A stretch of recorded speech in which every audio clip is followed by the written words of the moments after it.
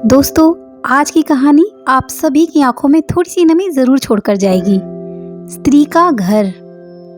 तुम्हें कितनी बार बताया है, मेरे तैयार होने से पहले मेरा नाश्ता तैयार हो जाना चाहिए। शादी के 25 सालों बाद भी मुझे क्यों बार बार एक ही बात बतानी पड़ती है? लता, तुम्हें क्या है, तुम तो आराम से घर पे रहोगी, मुझे काम पर जाना पड़ता है। तुम हो कि हमेशा बेवकूफ जैसी हरकत करती ही रहती हो। अगर तुम जानबूझकर करती हो तो याद रखना, मुझसे बुरा कोई नहीं होगा। आज भी प्रशांत का पारा चढ़ा हुआ था। इन कटु शब्दों में अपना गुस्सा उतारते हुए, कीला तोलिया कुर्सी पर फेंकते हुए प्रशांत गुस्से से लता की तरफ देखने लगा। लता के लिए प्रशांत का ये बेवजह का गुस्सा कोई नई बात नहीं थी।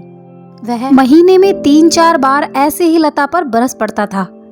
पहले पहले लता उसका विरोध किया करती थी, लेकिन जब कई सालों तक प्रशांत में कोई बदलाव नहीं दिखा तो लता ने खुद को ही बदल दिया। अब प्रशांत के कुछ भी कहने से लता को कोई फर्क नहीं पड़ता था। प्रशांत की हर बात चुपचाप सिर नीचे झुकाए सुन लेती थी।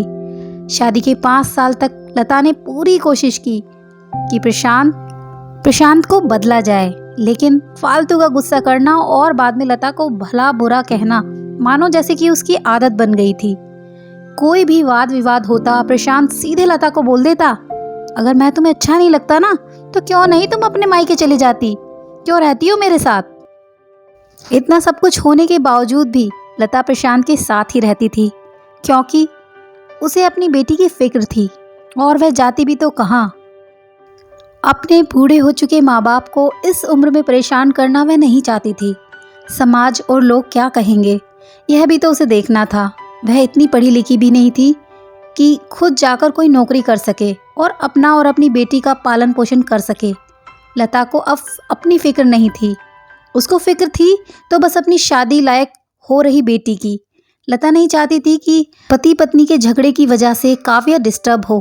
काव्या की पढ़ाई पूरी हो चुकी थी, उसके लिए अब शादी के रिश्ते आने लगे थे।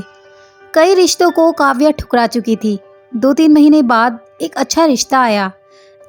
रिश्तेदारों और पहचान के लोगों ने भी लड़के के बहुत गुणगान किए थे।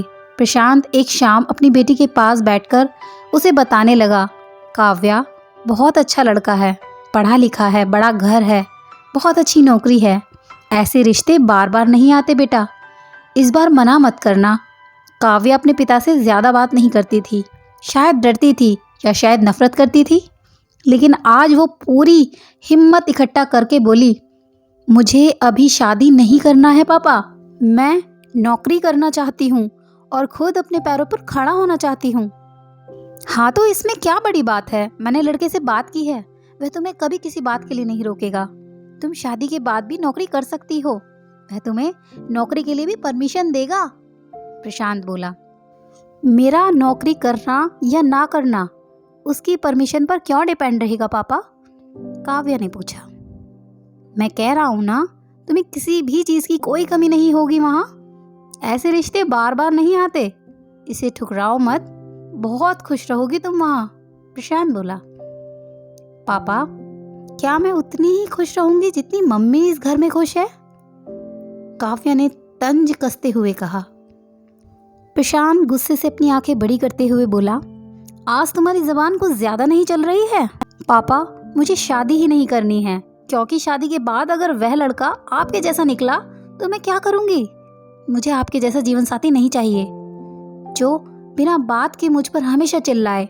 मुझे कुछ भी अपनी पसंद का लेना हो तो 10 बार सोचना पड़े कि कहीं वो नाराज तो नहीं हो जाएंगे। मेरी तबीयत कैसी भी हो उसे परवाह ही ना हो।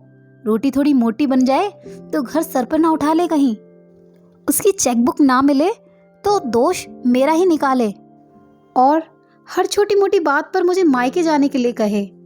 काव्या ने अपना दिल खाली करते हुए पापा से सब कुछ कह दिया। प्रशांत का गुस्सा 7वें आसमान पर था, लेकिन उसके मुंह से एक शब्द भी नहीं फूट रहा था। वो काव्या की बातें सुन रहा था। काव्या उतना ही बोलकर चुप नहीं हुई। आज पहली बार वह अपने पिता के सामने इतना कुछ बोल रही थी। पापा, आपने माँ के साथ हमेशा गलत किया है। आप अपने ऑफिस का गुस्सा बिना सोचे समझे माँ पर उतार देते हैं, कभी इस बात की परवाह भी नहीं करते कि उन्हें कैसा लगता होगा। आपकी बातें सुन सुनकर माँ ने अपना स्वाभिमान भी खो दिया। प्रशांत आज पहली बार अपने किए बर्तावों को महसूस कर पा रहा था। वो बस इतना ही बोल पाया, जो तुम्हारा मन करे वो करो, मैं तो बहुत बुरा हूँ ना। काव्या ने प्रशांत का हाथ पकड़ा और बोली, पापा मुझे सिर्फ एक सवाल का जवाब दे दो, क्या आप चाहोगे कि मेरा पति आपके जैसा हो? अगर आपका जवाब हाँ है तो कर दीजिए मेरा रिश्ता आज ही, और ना है तो मुझे आत्मनिर्भर बनने दीजिए। प्रशांत कुछ भी ना बोल पाया और वहाँ से चुपचाप बाहर चला गया। आज उसे लता के सामने जाने में शर्म आ रही थी। चलते चलते उसकी आंखों से आंसू बह रहे थे। प्रशांत ने आज अपने आप को बदलने का निश्चय किया। अगले दिन से लता ने अपने पति में काफ़ी बदलाव देखा। वह सोचने लगी कि जो हिम्मत काव्या ने दिखाई है, काश वह हिम्मत अगर मैं पहले ही दिखा देती तो शायद आज परिस्थितियां कुछ और होती। अब काव्या पढ़ लिख कर अच्छी नौकरी करने लगी थी और 3 साल बाद उसके लिए एक अच्छा रिश्ता आया। और उसकी विदाई पर प्रशांत बोला, बेटा तू हमेशा खुश रहेगी क्योंकि तेरा पति तेरे बाप जैसा नहीं है। प्रशांत की यह बात सुनकर लता और काव्या की आंखों में आंसू बहने लगे।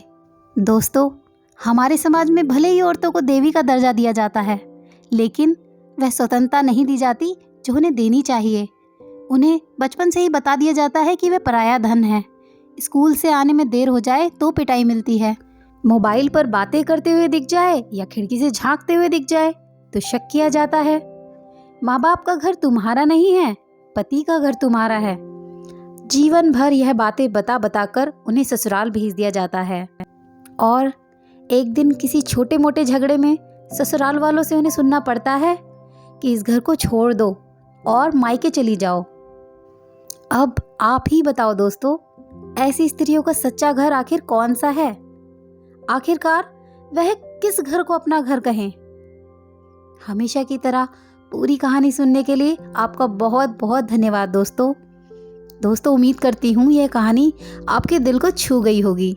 ऐसी सीधे दिल तक उतर जाने वाली कहानियाँ सुनने के लिए चैनल को सब्सक्राइब, वीडियो को लाइक और शेयर करना बिल्कुल नहीं भूलना।